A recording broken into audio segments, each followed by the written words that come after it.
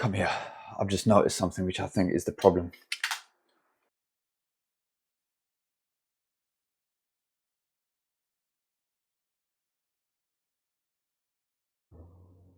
Morning everyone.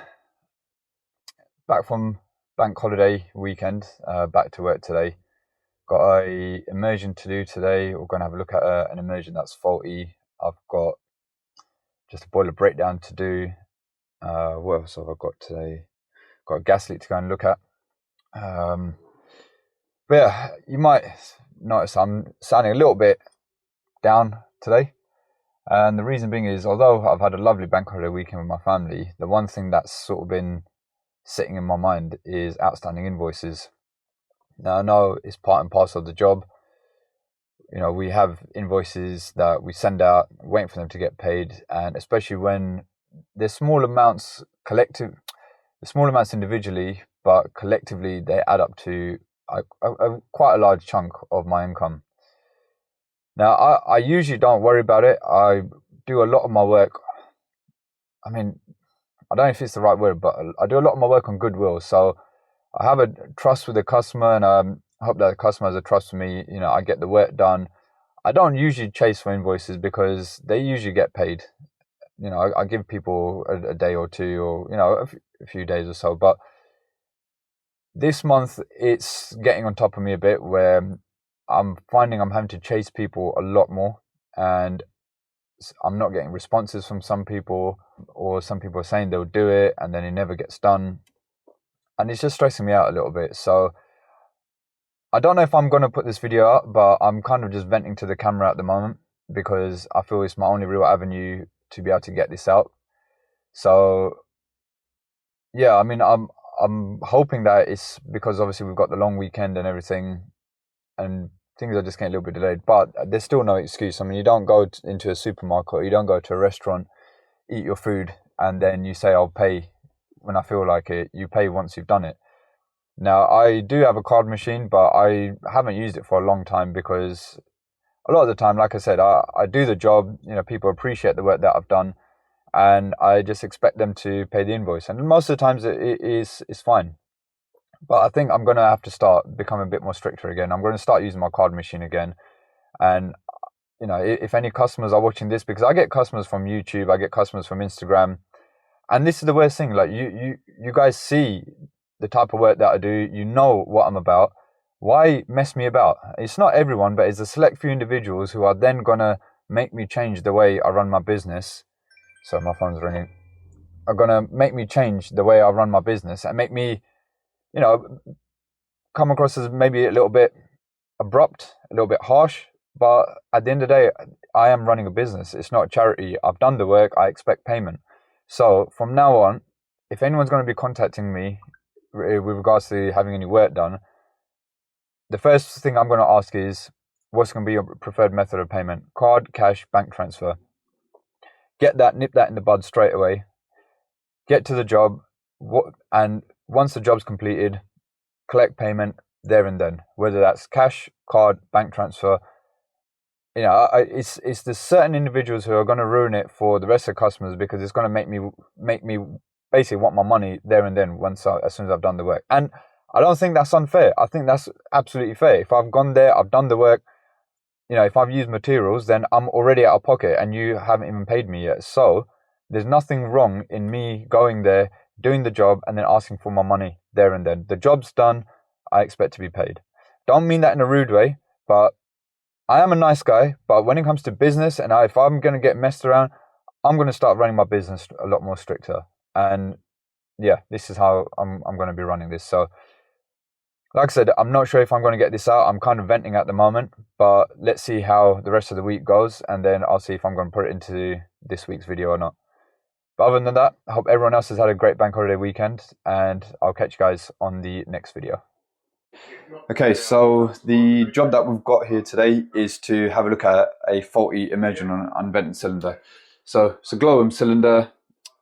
This immersion apparently is not working. The boiler's down at the moment as well, but the customer's got insurance cover for the boiler, so they're waiting for them to come and fit some parts on it. We've got a Flexicom 30SX system boiler.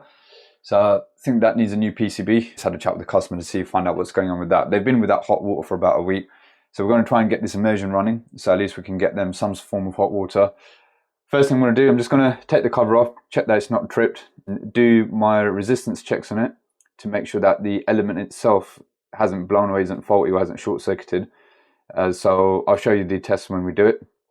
Then I'll also be making sure that we've got power going to it, make sure that the actual fuse in the fuse spur hasn't blown or anything like that. So just a step-by-step process. Changing the immersion element will be the last resort. If it's something simple and it can be repaired, then obviously we'll do that. If not, then luckily it's not too big a cylinder. I've only got to drain it down halfway. There isn't a bottom element, it's only a middle element, so it should be fine. Let's take the car off and have a look, see what's going on inside. So just having a bit of a look around here, it looks like there is signs of sort of scale, which might be tripping it out. So that's just visually having a look at it. The reset hasn't tripped, but around here I can see it's sort of gotten a bit scaly, a bit crusty. So it's possible that it might have short-circuited it, but let's do some resistance checks. Good old Fluke 73. Just goes to show that if you buy good quality products, they do last you a long time. I mean, I don't know what Fluke they're up to now. I think it's 100 and something. This is my dad's old one from when he used to be a telecoms engineer, and I've now inherited this, and all I've had to do is change the batteries in it, and it's been working fine ever since. So first check I'm going to be doing here, let's bring this around the side, is set this to ohms, and I'm going to be doing a test between live and neutral. So between live and neutral, I'm looking for approximately 20 ohms. And then I'm going to do a resistance check between live and earth as well. And for that, I should be looking for open line, or basically just nothing, because we don't want anything between live and earth. If we get any readings between live and earth, that's telling us that there's a short circuit. If we're getting readings which are way out from 20 ohms when we're checking between live and neutral, that means there's a problem there as well. So first things first. Okay, live and neutral, I've got 18.5 ohms, which is fine, which is well within the limits that we should be expecting. Now we'll do one between live and earth. So that I should be able to just test either on the earth pin or anywhere on the immersion itself. That's also giving me open line.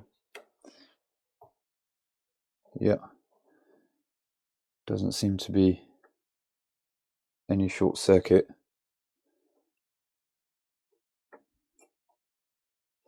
So now we're going to flick the power on, and well, we'll check the fuse first, make sure that the fuse inside the fuse spur hasn't blown. So we'll check that, and then we'll get the power on and see if we've got power going to it, and then take it from there.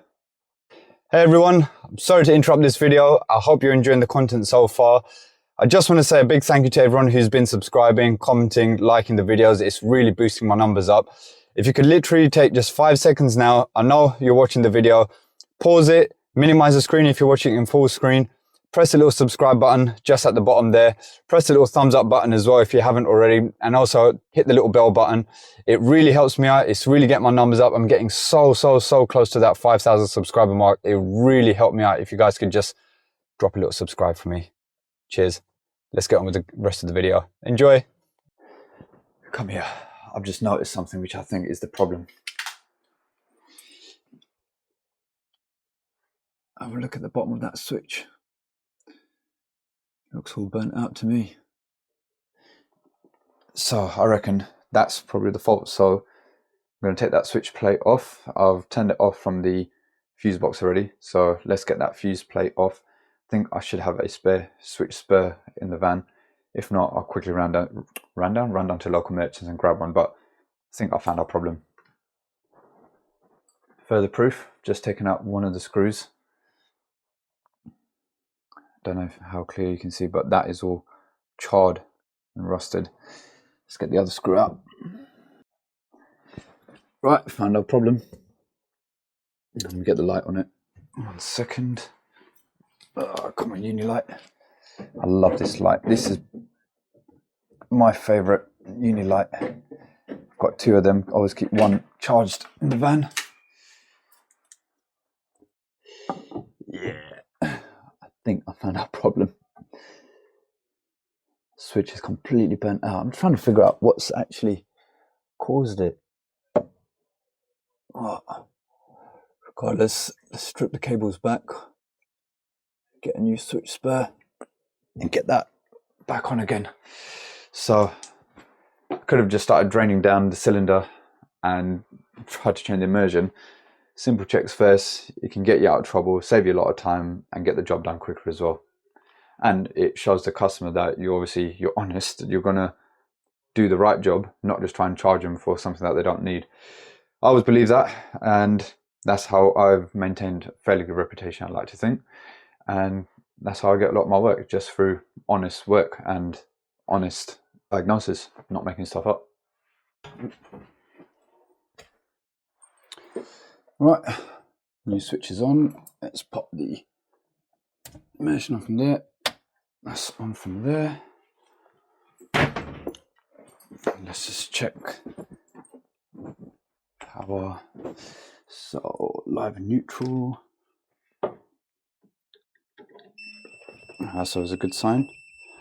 230. 230. Then neutral and earth, we should have nothing. Perfect. Alright, so that's all working. I'm just gonna pop a label onto the two switches because they've got solar here and the immersion. So you guys might remember I used this in one of my last videos, the Nimbot D110. Just bring this up like this. So this is actually I really like this little label printer. So all I've got to do is go into the app. So it is, where's it gone? Nimbot. So just download the Nimbot app. It's saying it's not connected, so I've just got to turn it on, I believe. Keep it pressed for 3 seconds. There we go. So now that's recognized it. And new, double click to edit the text. Right, so I just want to put immersion and then confirm. We'll bring that down to the middle and probably make it a bit bigger. Let's say there, that looks good. And then literally just press print. That's how it's going to look. Print it out.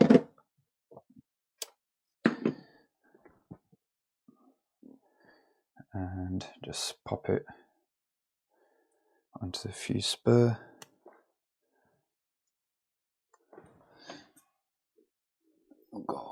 Right, so I've got immersion. I'm just going to do one for the solar as well, so that's done. Just type in solar, make it bigger, and then just center it like so. That's how it's going to look. And again, print. That's it. Oh, the paper got a bit stuck there, that's fine. Where's that gone?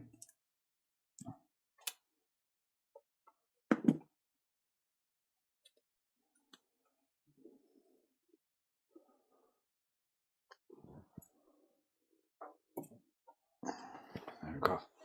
So now we've got, it's clearly labeled solar and immersion.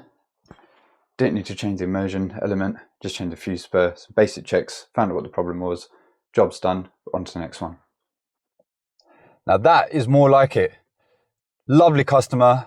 I'd quoted him how much it would have cost if I had to change the immersion, but I said to him I'll come and obviously do my checks, and if it doesn't need changing, then obviously the price will be adjusted accordingly. Got the job done. I charged him less than half the price of what I would have charged to change the immersion because all I had to do was change the switch. He's paid me on the spot. Plus, he just said, you know what, can I transfer you a little bit more? I want to give you a tip for getting the job done so quickly. Thank you. Yes, that's lovely. I said, you don't have to, but he wanted to show his appreciation. I'm not asking for tips, but I just want to get paid on time, you know. And customers like that, lovely. You go in there, you get the job done, you get paid. They love that you've got the job done. You save them a lot more money. They're happy to give you a tip because it's still less than what they would have paid.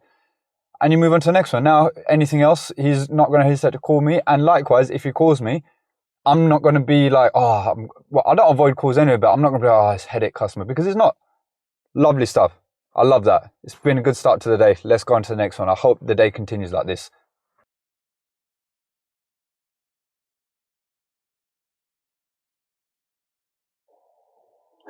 Right, you guys remember this one? The old one, we had to use a hammer and flathead to get the screw out for the plate heat exchanger. So remember, I had to at-risk it because there was the grommets missing for the condense strap and also the drain plug. Flue wasn't screwed or sealed, so I'm just back here to finish off and tidy up these little bits and do my 26.9 checks to make sure everything else is all okay. Just wanted to point out, I'm a big Velocity fan. I've got sent out the jobbing bag recently, and I have to say it's a game changer, because I never thought a bag would be so useful, but in this, where I've had to obviously carry stuff up to the loft, I used to put it into like little buckets or whatever, but this has literally just been so easy. I've got my impact driver in there, got my mastic gun, got my mastic cement, blue roll, other sort of bits and pieces that I might need for this job, the little parts to replace the grommets. So it is a very, very good bag, very solid as well. Got nice sturdy base as well, waterproof as well. These handles as well, they do pull out, so if you want to like put a spirit level or something, or you know, some bits of copper pipe, you could put them in and then strap them up. I'm going to do a full review on this and obviously all my other Velocity bags as well. I know I did a little short on it, and everyone was saying that they'd be interested in seeing a tool bag load out, so I'll be doing that at some point when I get a bit of time. Let's crack on with this one in the meantime. It shouldn't take us too long to do it. So yeah, that's the bits that are missing in there. Let me just try and stick the light up here. So we're missing the drain plug in there, and we're missing the seal around there as well. So I had to get them special ordered from Baxi because it's a relatively new boiler. Where is it gone? Let's get everything out of here. Impacts. It's not something which is on the shelf, so here we go. So that's the grommets. So part number is 7683927. So we've got a couple of case grommets in there, and that's the little drain plug as well. So we'll pop those two bits in, and then I'll just sort the flue out quickly as well. It shouldn't take me too long. Right, that's all done. Flue's been screwed. Squeezed a bit of cement into there, and the drain plug and the grommet are back in. That's all done. Now I just don't know if you guys can see me with the way the light is. There we go. Let there be light. So that's all done. I'm just gonna grab my analyzer out of the bag. Brought that with me as well. Do my 26.9 checks, and then we'll move on to the next one. As long as everything's all good, there's nothing further for me to show on this job. I'm going to sign it off, give it seal of approval, and we're out.